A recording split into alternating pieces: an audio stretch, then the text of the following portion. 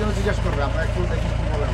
আপনারা তো গত 3 দিন ধরেই আপনারা এখানে বারে বারে অভিযান চালাচ্ছেন। গতকালকে দেখছি আমরা 2 জন মহিলাকে আটক করছেন, ফের আবার কিছুক্ষণ পর তাদেরকে মোসলাকের মাধ্যমে ছাড়িয়ে মুক্তি দিয়েছেন।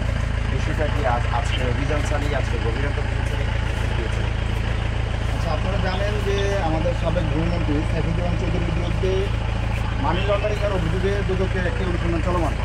তারই ধারাবাহিকতা ইতিমধ্যে তার বিরুদ্ধে 6টি মামলা রুজু হয়েছে 124 কোটি টাকা আত্মসাতের জন্য।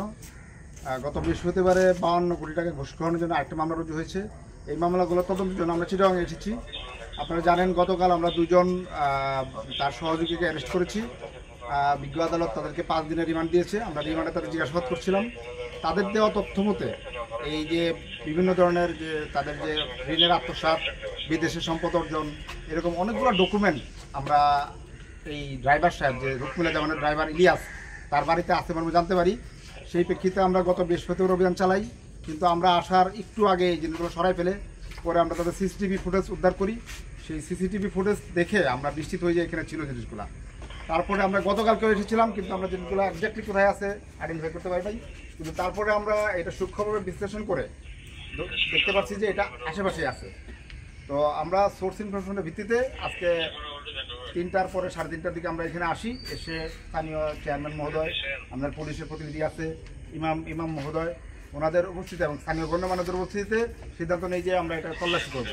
তো তার প্রেক্ষিতে আমরা এখানে 23 বস্তা বিভিন্ন আলামত পেয়েছি এই মামলার, যেগুলোর মধ্যে আমরা দেখলাম প্রাথমিকভাবে যে ওনার যে বিভিন্ন যে আর্মিড গ্রুপের যে দলিল দস্তাবেজ আছে, তারপর ওনার যে সম্পত্তিগুলো আছে, এই সংক্রান্ত ডকুমেন্টগুলো এখানে আছে। আমরা এগুলা এখন আমাদের দুদক বরিষ্ঠকে নিয়ে যাব, এগুলো পর্যালোচনা করব এবং পরবর্তীতে বিস্তারিত জানাবো। আমরা গতকালকে লোকমুখে শুনেছি, গতকাল যে সময় বিকেলে লোকমুখে শুনেছি যেখানে প্রচুর পরিমাণে বস্তাভর্তি টাকা আসছে, $US পর্যন্ত আসছে, এই ধরনের কিছু তথ্য পেয়েছে। আপনারা কি এরকম কিছু পেয়েছেন কিনা ডকুমেন্ট? না, আপনারা দেখছেন আমরা যখন এটা ভাঙার সিদ্ধান্ত নেই, এখানে সবাই স্থানীয় গণ্যমান্য প্রায় 30-40 জন লোক উপস্থিত ছিলেন। আমাদের চেয়ারম্যান মধ্যে ছিলেন, পুলিশ ছিলেন। আমরা প্রবেশ করার পূর্বে নিজেদের তল্লাশি করি, তারপরে আমরা যৌথভাবে প্রবেশ করি এবং ভিডিও করতে করতে প্রবেশ করি। তারপরে দেখা গেল যে ওখানে কিছু ছালার বস্তা, যেটা চাউলের বস্তা, এগুলোর মধ্যে বিভিন্ন ফাইল আছে। এখানে কোনো টাকা পয়সা আমরা পাইনি।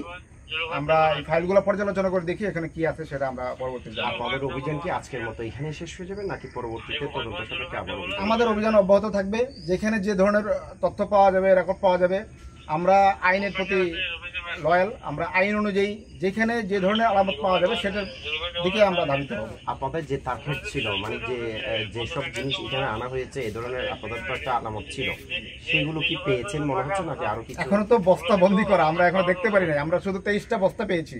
এই বস্তার ভিতরে কি আছে আমরা অফিসে গিয়ে পর্যালোচনা করবো, তারপর বিস্তারিত। আজকে কি এগুলো ছাড়া কাউকে আটক করা হয়েছে? না, এই মুহূর্তে কোনো আমরা পাই না। যে বাড়িটা উদ্ধার করলাম ওই বাড়ির লোক নাই, তার মোবাইল বন্ধ। আমরা তার সাথে যোগাযোগ করার চেষ্টা করছি, তাকে পাইনি। তবে সে যেহেতু তার বাড়িতে রেখেছিল, তার বিষয়ে আমরা পরবর্তী তদন্ত করবো। ধন্যবাদ।